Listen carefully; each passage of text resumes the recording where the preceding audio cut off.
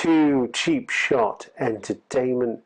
This is the second of my old school reviews, my older sort of pay-per-view reviews, things from my childhood that I want to go back and revisit and tell you about them, because there's obviously on the network. And one thing that struck me about doing this particular pay-per-view was that how many of the performers, how much of the talent is actually not with us anymore, and this is quite saddening to me. Obviously, with Mean Gene passing away at the beginning of 2019, it's just a real it forces it home that the generation of wrestling that I used to watch to get into it is almost gone, and I mean, I've lived forever on the network, but sad times for me. But I can always go back and be nostalgic about it. I found some of my old wrestling figures out, and I'm going to tell you now, after that little speech, exactly which pay-per-view we're going to be looking at today. It is the greatest Royal Rumble. And before you get confused and turn this video off, it's not the greatest Royal Rumble, but the actual greatest Royal Rumble. Royal Rumble 1992, where for the first time ever, the championship will be won by whoever wins the 30-man Royal Rumble. It is about the third or fourth annual Royal Rumble. I think the Royal Rumble starts in '88. This is '92. We also, we see Ric Flair coming over from WCW. Obviously, we've got the Road Warriors and all of these guys here, apart from Bret Hart, who lost the championship the couple of days before the pay-per-view, and Razor Ramon. See you later, Razor. Are actually in the pay-per-view. So yeah, I was very careful about how I picked the figures out for this one. But yeah, hopefully you'll enjoy this, and if you do enjoy it, I may start a poll to see which classic review we do next. But you are the Cheap Shot Nation, as ever, and I am your host, Luke, and we're going to go through everything that happened in Royal Rumble 1992. It took place in the Knickerbocker Arena in New York, and like I say, wrestlers. Vince introduces the wrestlers in the only way that Vince McMahon can. Skinner and Bushwhackers and Jake the Snake Roberts. It's amazing, absolutely amazing. Real step back to my childhood. And like I say, one of the first pay-per-views that I watched to get me into wrestling in the first place. And I sit here now talking about it on a YouTube channel in 2019. Who knew? But I thought I'd do this one, as the Royal Rumble is fast approaching on us. It is the 27th of January 2019, the Royal Rumble. And obviously I'll be watching that live. So yeah, let's go back and revisit the greatest Royal Rumble of all time. It's Royal Rumble 1992. So we're then quickly introduced to, again, voices of my childhood, Bobby the Brain Heenan and Gorilla Monsoon on commentary. The best commentary team ever, period. If you don't like it, comment down below, but this is a fact. The best ever commentary team ever. Just that's it. Job done.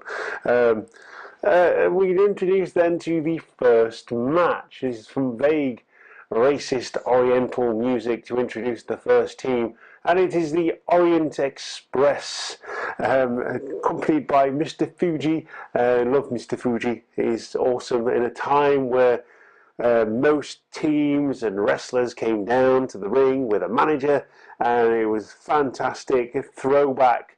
You don't really see managers that much anymore, and they never really get involved, and if it is, it's a valet or something like that. I want some managers back, damn it.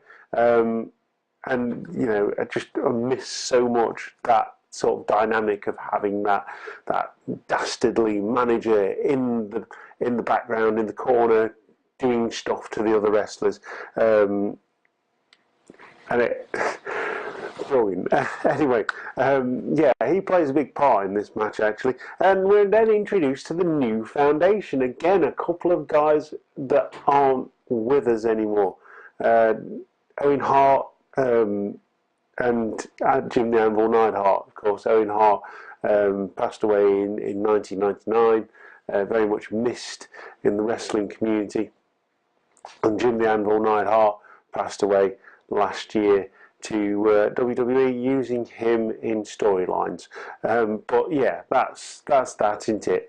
Yeah, and I've got to say, great match. The crowd is absolutely fantastic in this match. This match is great. Tag team match to start us off on a pay-per-view. It's no secret how much I love tag team wrestling. And you can see a lot of my figures are actually tag teams: Legion of Doom and Nasty Boys and Bushwhackers and things like that. But yeah, Bobby the Brain Heenan on commentary is absolutely on form. The match starts and the commentators are just not talking about the match at all. They're talking about Ric Flair and how it's not fair to Flair, trying to answer that question as well. Was the Royal Rumble 1992 fair to Flair? Who knows? But Bobby the Brain, it's not fair to Flair. Fair to Flair. His hands are sweating, so he says, but Owen and Anvil control the match for a good proportion of the match until those dastardly heel tactics from Mr. Fuji come into play, putting his cane on the ring ropes as Owen is sent into the corner. He goes through the cane. The momentum shifts to the Orient Express at that point, and Fuji hits Owen with the cane a couple of times, in fact, until it gets broken. The match ends after like a good 20 minutes. The match ends with the rocket launcher, which is Owen Hart being thrown off the top rope for a splash by Jim the Anvil Neidhart for the win. Again, great match to start off the Rumble. And yeah, absolutely brilliant. Love this match. Love the Anvil. Love Owen Hart. And yeah, and obviously we'd see more of Owen Hart in coming years, and like the brewing of the rivalry between Bret Hart and Owen Hart, two brothers at war. Yeah, really good match to get us kicked off with. Definitely, I'd probably give this about 2.5 stars. They had tough going to get a match going at the first match of the card, and they did a really good job. Both teams did a really good job this one. It was around about the time WWE were sort of doing deals with New Japan and things like that, and bringing some of the WWE were sending their wrestlers over there.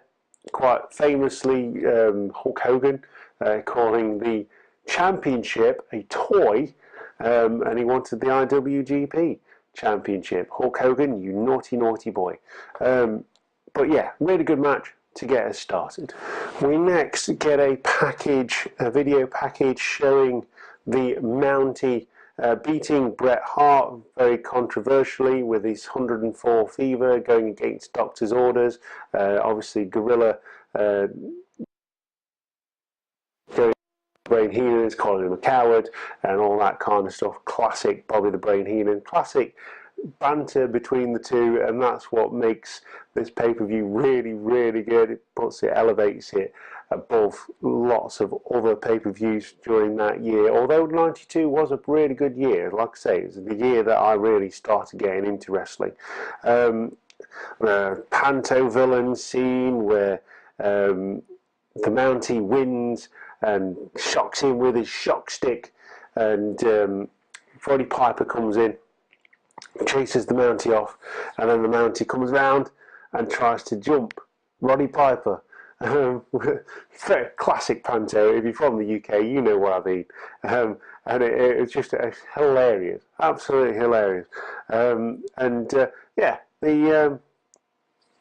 we then go to the Mountie escapes with the title, the new Intercontinental Champion. He only holds it a couple of days before Roddy Piper beats him for it at this pay-per-view. We then get an interview with the Mountie and Jimmy Hart. It's Mean Gene that's conducting the interview as well, which is really cool. We then get no, it's not actually. It's Sean Mooney, I think, is conducting that interview, whereas it's Roddy Piper with Mean Gene, and classic Roddy Piper. I don't know if he had trouble breathing during this this interview, but yeah. Brilliant. The early 90s, late 80s was just a treasure trove of promos being cut on the fly, and it was just, oh, it was beautiful, beautiful thing to watch. Anyway, we go to the match. It's the Mountie versus Roddy Piper. Pretty short match, actually, but really, really cool match. It told a story, and I've always said that wrestling needs to tell a story. You can have two really good wrestlers, but if it doesn't tell a story, there's something missing from it. The guy with the cowbell, whoever's, it's like, that's one of my memories of this pay-per-view, is that someone's ringing a bell constantly every 5 minutes, ringing the blinking cowbell. Definitely needs more cowbell in this one. Anyway, there's half Nelson into the turnbuckle for a 10 count from Roddy Piper to the Mountie. Mountie never really gets going in this one. Classic heel. Because he stole the title, he was a transitional champion. Yeah, he passes out to a sleeper hold. So that was the short match of the night. After the bell rings and the Mountie is out, Roddy Piper then picks up the shock stick and proceeds to shock the system. There you go. Shock the Mountie. And we get this added after post-production buzz noise. It's crazy. It's brilliant. I'd just go and watch this pay-per-view. It's brilliant. Just go and watch some old wrestling. It's fantastic. Anyway, get a Coliseum exclusive with Lord Alfred Hayes, and the promotional consideration paid for by the following. We get the Hulkster, and he talks about tea, because that's not vaguely racist whatsoever. Thinking about it, I'm quite thirsty. I quite fancy a cup of tea. But yeah, the Hulkster. Yeah, let me tell you something. You can't tell. Let me tell you something, Mean Gene. Let me tell you something, Lord Alfred Hayes. And he says he's going to win the Royal Rumble, of course. All 30 men have said that. That's the way the Royal Rumble crumbles. Anyway, we get a Bushwhackers promo next from Mean Gene again during the interview, and Bushwhacker Luke says that he's never been excited in all of his life. I'm sure he probably has been excited at some point in his life, but he maintains that he hasn't, which is fair. And we get introduced to Jameson as well. I'm not quite sure the backstory of this one, but yeah, it's an interesting character. He plays it really well, fits in well with the Bushwhackers, and of course they're going against the Beverly Brothers in the next match, who are accompanied by the Genius, and we get a promo from them as well. Incidentally, every time I do a pay-per-view, unless there's really nothing to designate as this, I do a little banner that says it's the designated piss break match, and this match is definitely that. As much as I loved the Bushwhackers back in the day, because they were fun and exciting and interesting, they're really bad. They're really bad by today's standards, and the Beverly Brothers have never been good. This match was terrible, absolutely terrible. I think they had more interesting things going off on the outside between Jameson and the Genius. Incidentally, Lanny Poffo is the Macho Man's real life brother. Yeah, just what can I say about this match? It's pants. Skip past it. Don't think it needs pish break man. Look, there's some fantastic mullets being rocked here. Early 90s mullets. Genius reads a poem. Decent. Yeah, watch that bit and then skip it. And the Beverleys get slapped. They were panto villains of the piece. They distract one bushwhacker, hit the other one, and all that kind of stuff. The Genius slaps Jameson on the outside, but the Beverly Brothers win this one, and in a turn of foul play, the Bushwhackers then attack them after the match because they're sore losers. But then I wouldn't be very happy if I lost to the Beverly Brothers either, because they are rubbish. But yeah, there you go. They managed to see the Beverly Brothers off. They managed to get the Genius in the ring. Jameson kicks the Genius in the shin, which again was quite funny. He winds up, and then he kicks him in the shin. Brilliant. Again, that bit and the poem at the beginning, skip the wrestling bit. It's just not worth it. We get Mean Gene. Well, Mean Gene. We get a Mean Gene interview with the Road Warriors. Well, probably the best ever, my favourite ever promo by the Road Warriors, Legion of Doom, Animal and Hulk, cutting a promo on the natural disasters, typhoon and earthquake, even going as far as to say, you like to throw your weight around, well that's okay, because we like to throw your weight around too. Brilliant, absolutely fantastic, should be watched by every wrestling fan, every up-and-coming wrestler, every person who is training to be a wrestler, to cut promos. This promo is fantastic, and in a world where pretty much everyone was on drugs, quite coherent as well. I'm not going to scoot around it. It was a time where a lot of people were on drugs, and that's why we got such interesting promos from the likes of Macho Man, Randy Savage, and the Ultimate Warrior during this time. But yeah, brilliant. Best Royal Rumble promo ever. But they need to start bringing back the promos in WWE.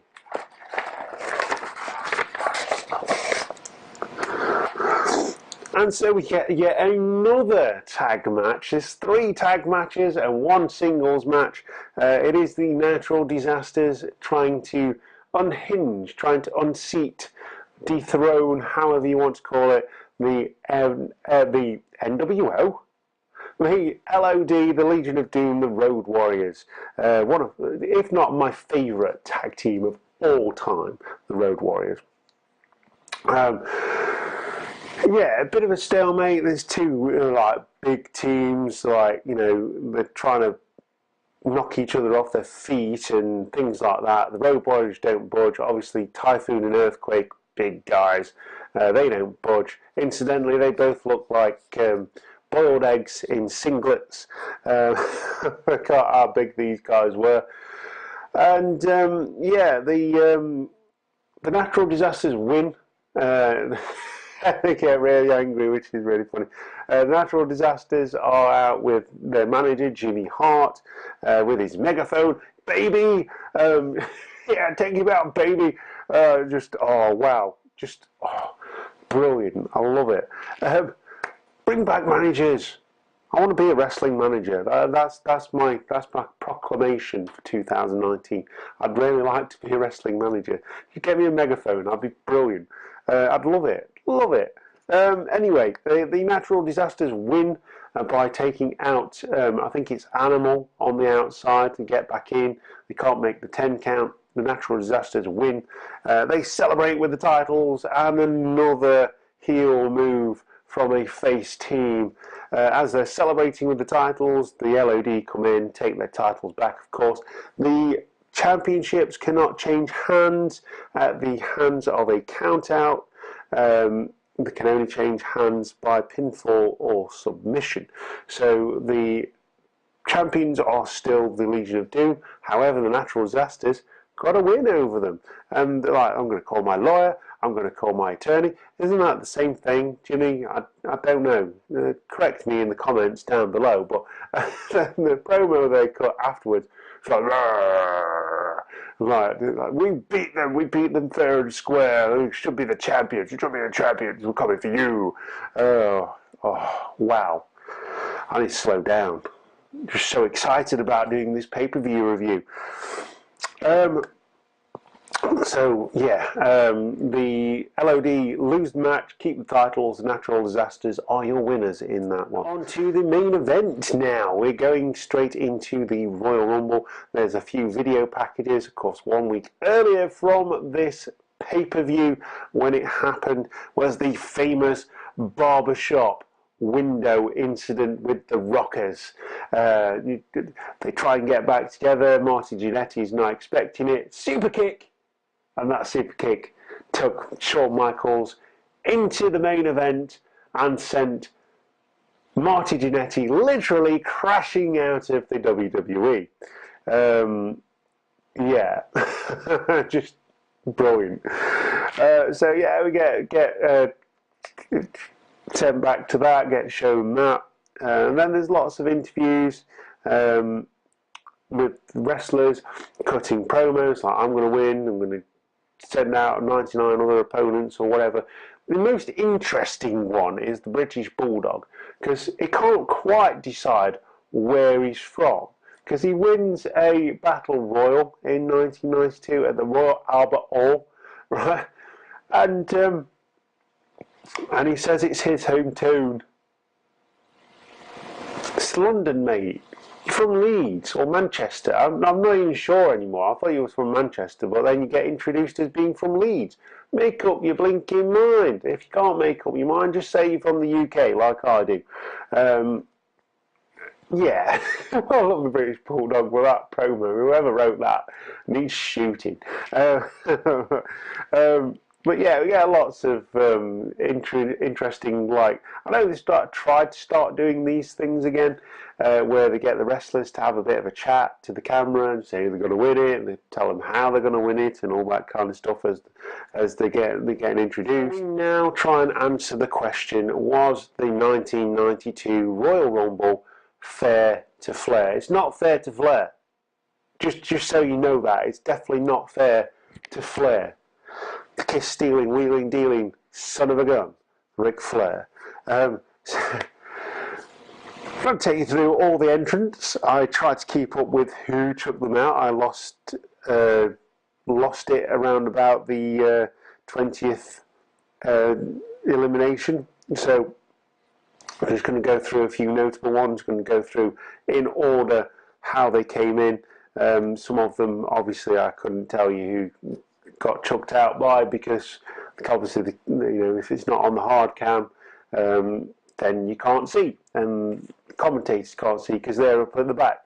But all the way through, the commentary is absolutely fantastic. If I had one major praise point for this pay-per-view, it was the guys on commentary. Bobby the Brain Heenan, absolute legend. Gorilla Monsoon, absolute legend. Something I aspire to be if I ever become a commentator or a wrestler. Bobby the Brain Heenan is my absolute hero. It's just brilliant. Anyway, we see the first entrant into the match. It is the British Bulldog, who is, I think, down here somewhere. And the second entrant is the $1 Million Man, which I think is down here. So yeah, the Bulldog eliminates the $1 Million Man really, really quickly. Really surprised by that. $1 Million Man, obviously, was the former champion. He bought it, but who cares? He's the $1 Million Man. He can buy anything. Everyone's got a price for the $1 Million Man. The third entrant is Ric Flair. This is why it's definitely not fair to Flair in the 1992 Royal Rumble. We get Nasty Boy Sags, who is here. This guy here. We get Haku next. These guys are all eliminated by the British Bulldog. Incidentally, the British Bulldog is eventually eliminated by Ric Flair.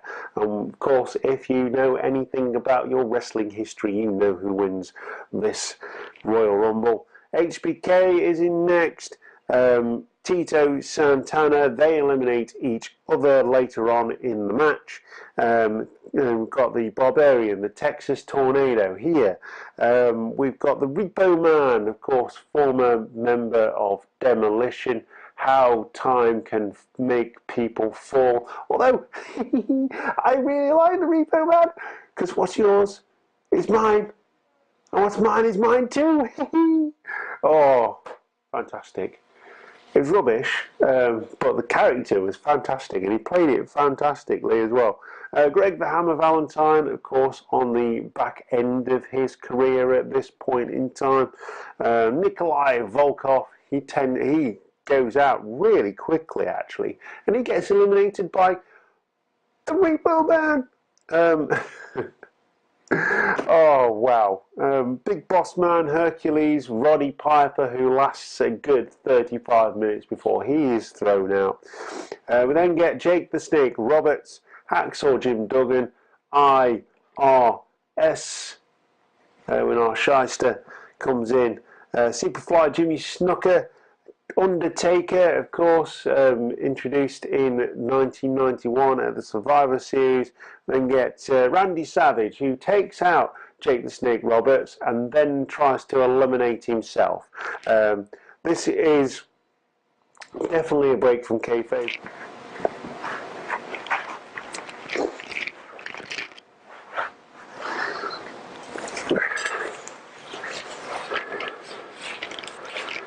So yes, Randy Savage comes in, eliminates Jake the Snake Roberts, as Jake the Snake is trying to leave. Macho Man eliminates himself, although they make up something because the Undertaker comes out and throws him back in. He tries to get back out and attack Jake the Snake Roberts. He is, a bit loopy at this point in time. He's kind of losing it, is the Macho Man. Yeah, he's like suspicious of everybody, so I understand. Anyway, we do finally get the Undertaker breaking it up, literally, with force.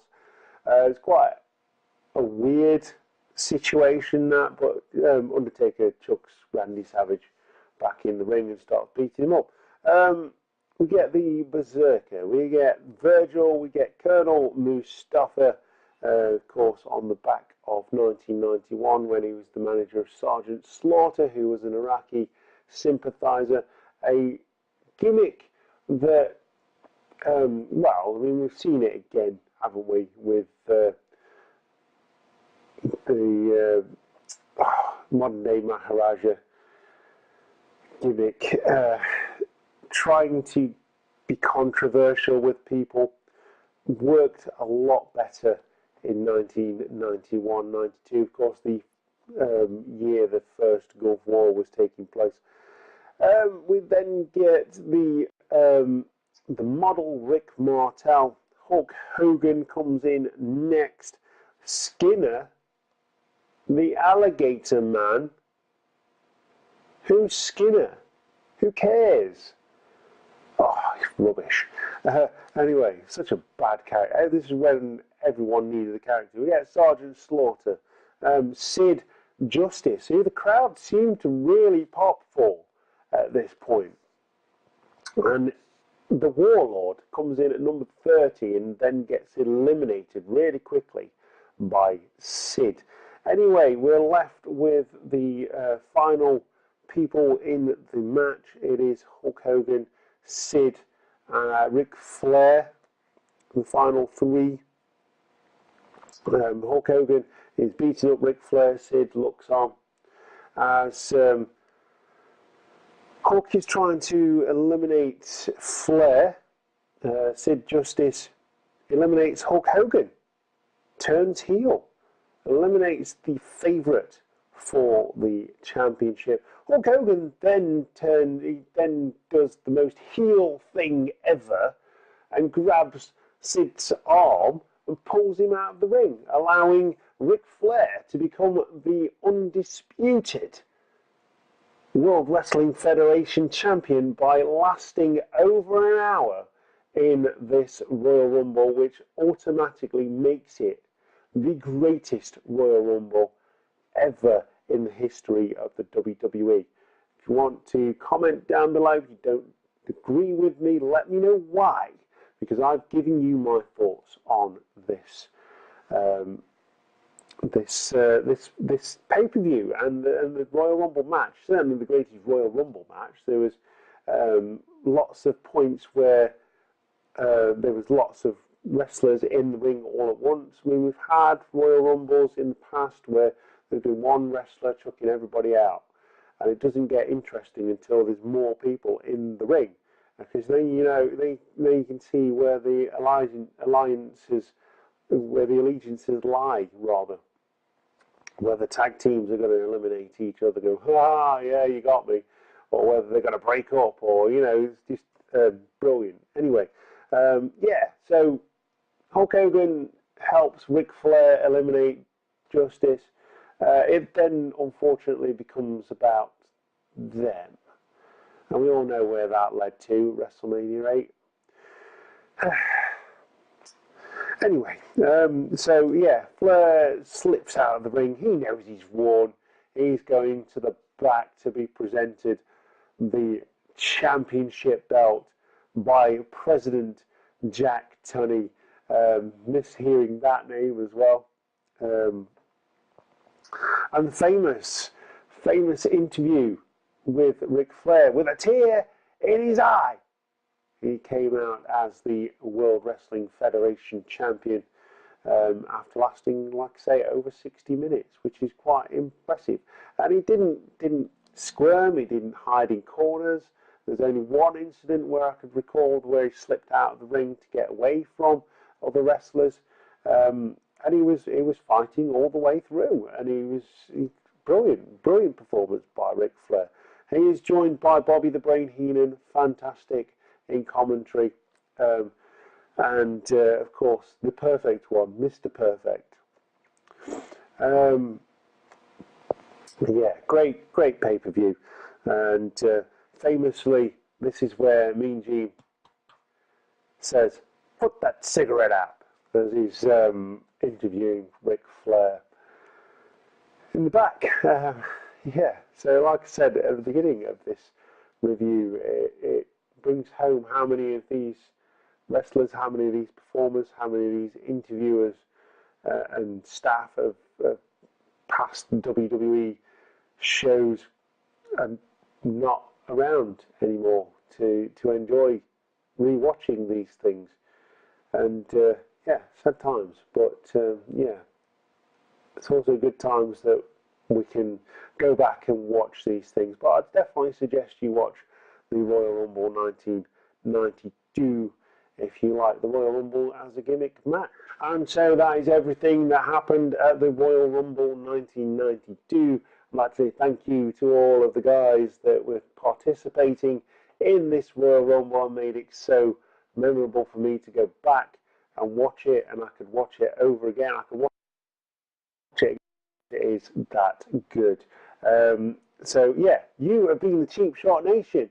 I have been your host, Luke. This is everything that happened during the Royal Rumble 1992, and these are your classic pay-per-view reviews by Cheap Shot Entertainment and the Wrestling Friends.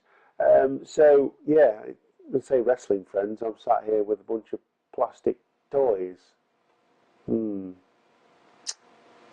I need friends.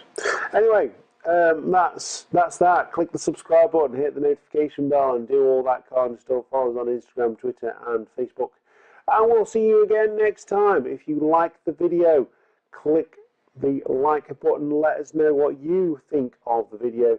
If you all like it, if I get enough likes and things and shares, I may put out a poll on Facebook asking you guys which pay-per-view you want me to review next, and yeah, we'll go from there. So at this point, I will say goodbye to you, Cheap Shot Nation. I will see you next time. Laters.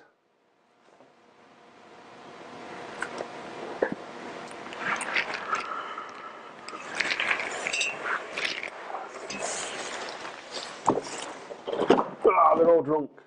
Go home, you drunk.